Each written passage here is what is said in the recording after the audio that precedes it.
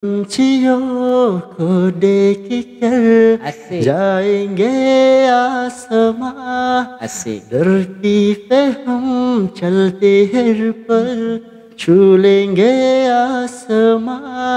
Oke, Mak.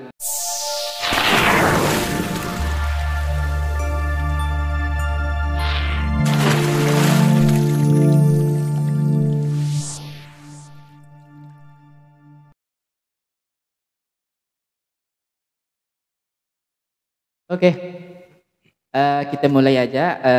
Bapak Ikhlas. Assalamualaikum warahmatullahi wabarakatuh. Waalaikumsalam warahmatullahi wabarakatuh.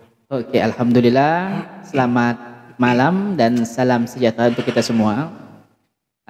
Kita udah kedatangan tamu dari Sinar Baru, yaitu salah satu alumni SMA Negeri 1 Tebas, yaitu bersama Bapak Ikhlas. Oke, Ikhlas. Tadi datang ke rumah saya pakai apa, Ikhlas? Yang jelas saya kesini tuh ndak pakai jalan kayak gitu. Pakai motor. Oke, motor. Ya, tadi berguling-guling gue. Iya. Kita langsung aja kelas sih. Langsung aja kelas. Saya nak nanya. Setelah diri tamat dari SMA 1 Tebas, kegiatan apa aja yang diri lakukan? Ada APK langsung kuliah atau nganggur dulu setahun 2 tahun? Setelah tamat sekolah tuh saya memutuskan sebetulnya tidak ada niatan sih sebetulnya untuk melanjutkan kuliah karena orang tua itu sedikit force lah memaksa gitu. Dan saya itu sebetulnya memutuskan untuk dagang. Oh, dagang. Oke. Nak dagang apa rencana? Kemarin udah dagang jenis makanan, minuman tuh. Dan itu berhenti tuh ketika masuk perkuliahan semuanya dihentikan tuh kegiatan. Karena tidak ada lagi yang jalankan. Oh, gaya. Oke. Jadi sekarang kok kuliah di mana tuh? Sekarang alhamdulillah tuh sekolah di Sambas, khususnya kampus Institut Agama Islam Sultan Muhammad Syafiuddin Sambas. Ya Allah, ya sekolah di agama. Jadi jurusan apa ya dia ya? Jurusan sebetulnya agama, tetapi mendalam ilmu yang berbeda dari yang dienyam tuh. Oh, gaya kita seang jurusan agama tapi Menekuni mendisiplinkan ilmu yang berbeda dari jurusan. misalnya apa ya contohnya? Sekarang sih saya banyak belajar mengenai ilmu-ilmu tentang filsafat, tuh, psikologi, dan khususnya bahasa asing. Oh iya. Mantap gitu. Oke, saya dengar diri itu ya bukan guru maksudnya. Ngeles bahasa asing kan deh. Ya alhamdulillah dah berjalan sekitar hampir 2 tahun lah. Ya lama dah. Jadi bahasa asing apa aja yang diri kuasai itu? Satu. Saat itu terutama bahasa kita ya kan, bahasa Indonesia, Melayu, Inggris, dan sedang mendalami 2 bahasa asing, bahasa Arab dan bahasa Jepang. Oke. Coba contohkan salah satu bahasa, misalnya bahasa Inggris. Tanya saya misalnya ngomong. Bahasa Inggris, okay. Maybe we start from basically, right? How are you today, Mr. Solihin? How are you today? I am fine. I'm fine. Yes, that's right. Okay. Fine, okay. What's the weather today? Hot or after rain? Hot. But that was after rain, right? Pardon me. I tak mengerti. Itu sore-sore itu after rain. Tuh, Hujan. setelah hujan tuh after rain. But it's heaven and rain at afternoon in this day. Okay. Setelah bahasa Inggris, misalnya tadi 2 bahasa lagi kan? Ada kan tadi? Itu bahasa Arab. Oh, bahasa Arab. Coba contohin. Arab, oke. Hayya bina natakalam lughatul arabiyyah. Ana uhibbu fi hadhihi al-lughah. Lianna ana uridu an ruh Makkah, ana uridu an ruh Madinah. Because lianna fi hadhihi al-lughah كده هي لغة القرآن هي لغة النبي صلى الله عليه وسلم وآخر. Masya Allah. Kalau bahasa Arabnya lapar apa? Lapar tuh Jauhan. Jauhan, bukan lama tak makan. Ah, Bukan ya? Bukan. yes, bisa dibilang begitu sih. Oh iya iya. Kalau bahasa Arabnya kau nak ke mana? Min aina anta? Oh, min aina anta. Kalau bahasa Arabnya kau dah mandi ke belum? Uh, anta tahmam? Masya Allah.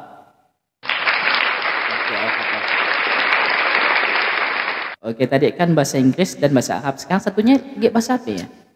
Bahasa Jepang sebetulnya baru mulai aja, baru sekitar 2-3 hari nih. Masya Allah. 3 hari itu bahasa Jepang. Coba. Sedikit ya, sedikit. Watashi no namae wa ikhlas desu. Oke.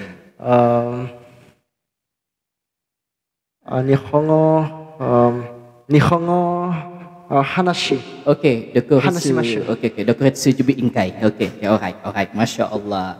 Ada ke? Ya, Rusia? pengen sih tapi. Pengen. Oke. Korea, bisa ya Korea? Korea. Uh-uh.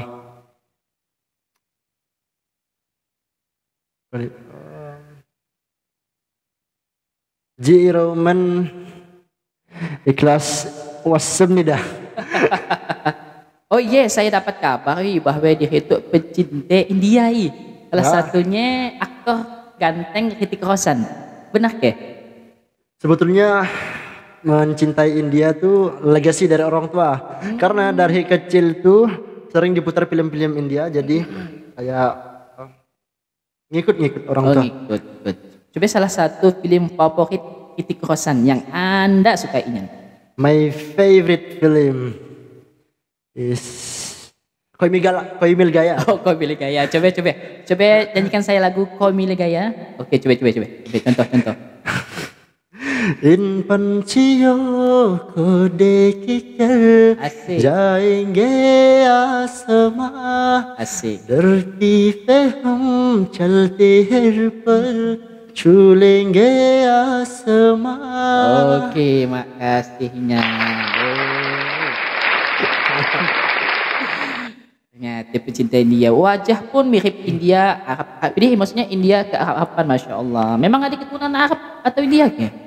Melayu asli, tapi orang tua waktu hamil midam tuh banyak nonton film India. Okay.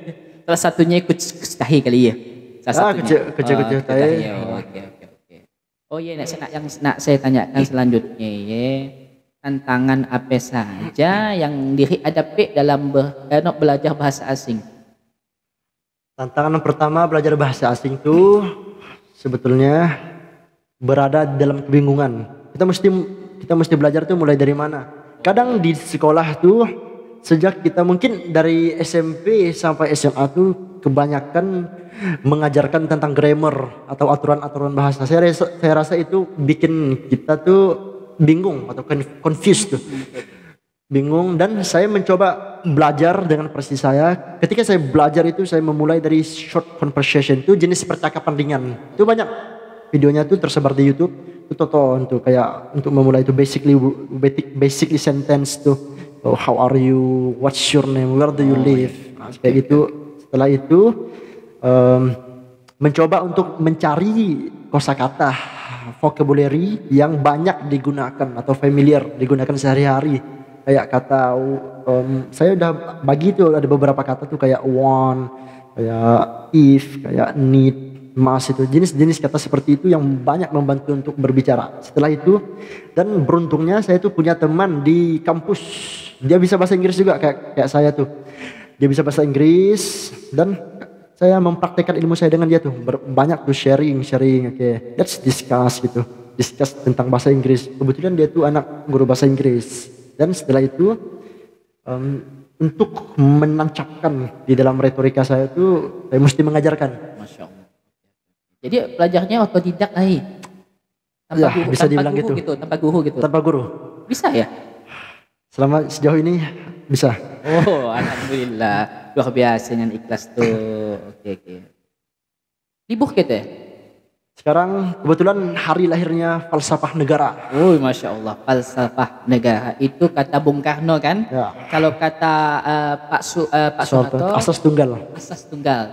Jadi kalau kita mengatakan ideologi bangsa itu salah kata Bung Rocky Gerung. Oke, benar kan? Ya. Oke, yang benar falsafah agama. Karena Bung Karno tidak pernah mengatakan itu ideologi negara. Oke, baiklah. Selanjutnya yang ingin saya tanyakan. Oke, apa ya? Mungkin dari penonton ada nak nambahkan? Anda bertanya masalah percintaan. Oh yes, masalah percintaanmu bagaimana itu? Jomblo atau single? Jomblo atau single pula?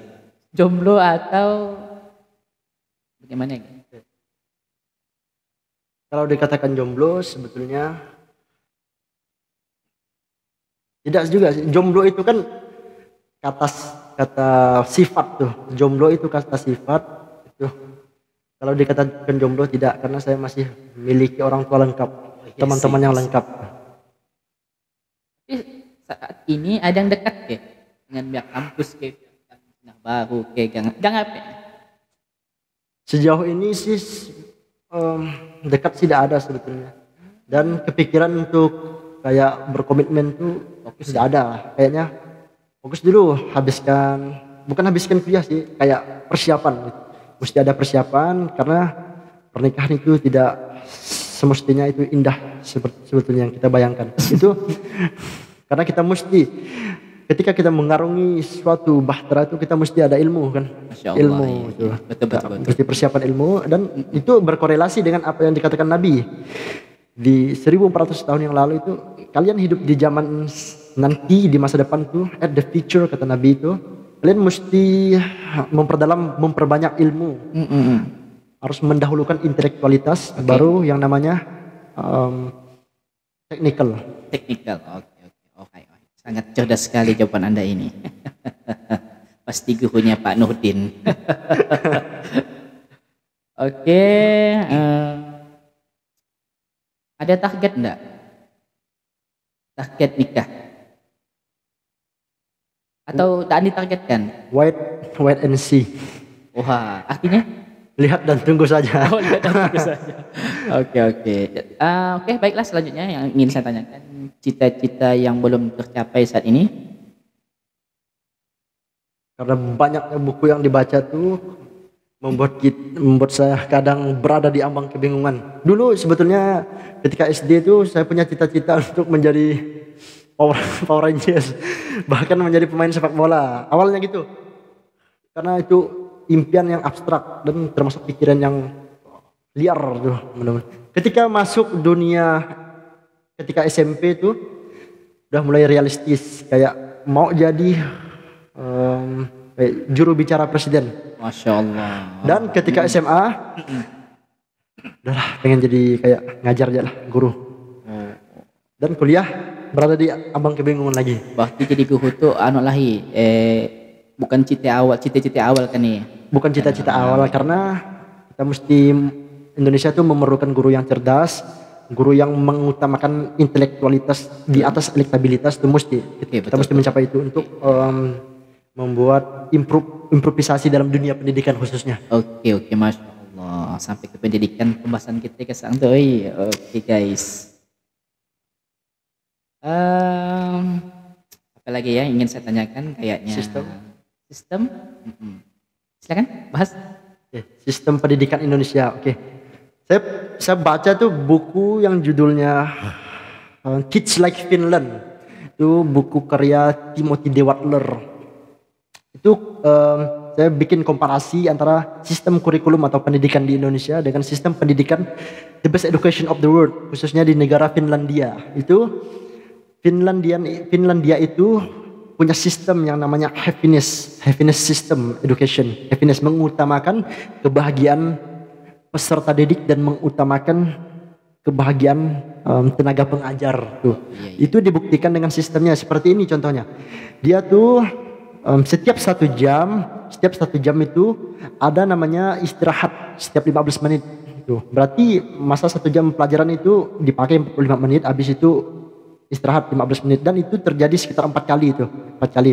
Dan itu dipertegas dan diteliti lagi di penelitian Jakarta tuh, khususnya di dalam bidang neuroscience oleh Dr. Edinson tuh, bahwa kemampuan fokus manusia itu akan menurun di setiap menitnya akan menurun, khususnya di menit ke 45 itu akan mengalami penurunan yang cukup drastis. Itu mesti ada pergerakan-pergerakan ringan seperti jalan-jalan maupun ngemil-ngemil, itu akan terjadinya restorasi atau perubahan sel-sel baru di dalam neuron kita.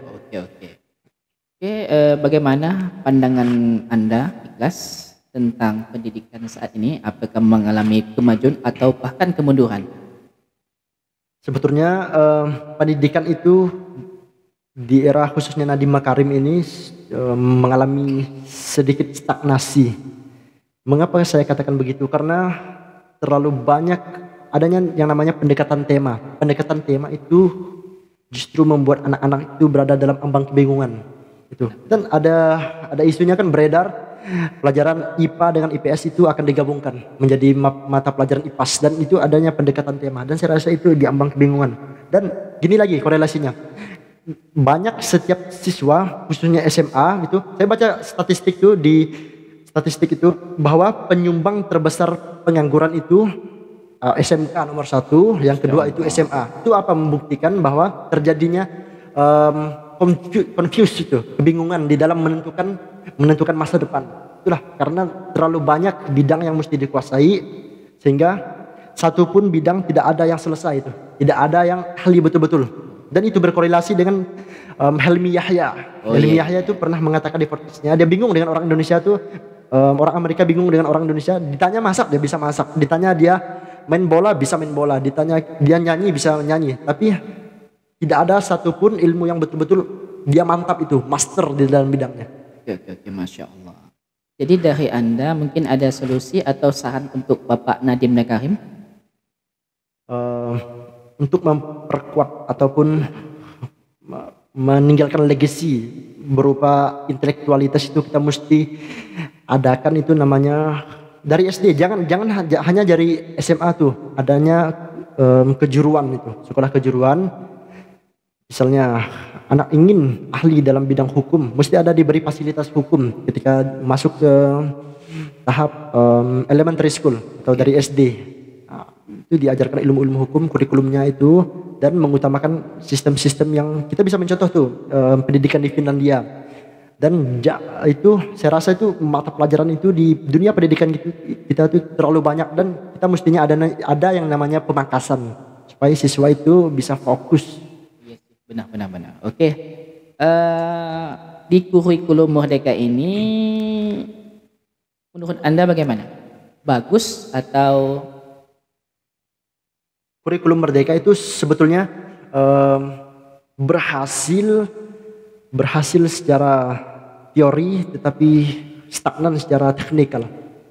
Kan semestinya itu dihapuskan adanya pengurangan tugas, dan faktanya itu masih ada tugas berupa pekerjaan rumah, PR yang terlalu menumpuk. Oh iya sih, ya. Benar. Kata Pak Nadiem Makarim kan tugas rumah itu kan ditiadakan kan ya. Justru gitu. Skripsi bahkan ditiadakan katanya. Benar. Dan sekarang kan ada nggak terpaku pada KKM. Tapi maksudnya nilai siswa itu 30, jadi 30 itulah kemampuan mereka ya. Jadi nggak pakai KKM lagi. Semestinya gitu. Kurikulum Merdeka. Karena siswa itu bebas, diberikan kebebasan, tetapi tidak sepenuhnya melanggar sistem yang diterapkan di sekolah. Benar. Oke, baiklah. Sebelum kita akhiri, mungkin ada kata-kata mutiara dari Pak Ikhlas atau kata-kata untuk siswa kita di SMA 1 Tabas. Untuk siswa-siswa khususnya yang masih mengenyam pendidikan saat ini, masih SMA, SMP, sekolah dasar itu, yuk boleh banyak yang kalian pelajari, tetapi pilih salah satu itu subjek atau lesson yang kalian benar-benar suka, dan tekuni itu sampai kalian menjadi seorang master. Dan itu berkorelasi dengan teori 10.000 jam Malcolm Gladwell. Untuk menjadi seorang ahli, kita mesti menghabiskan waktu kita dengan apa yang kita senangi, itu sekitar 10.000 jam. Terima kasih. Oke.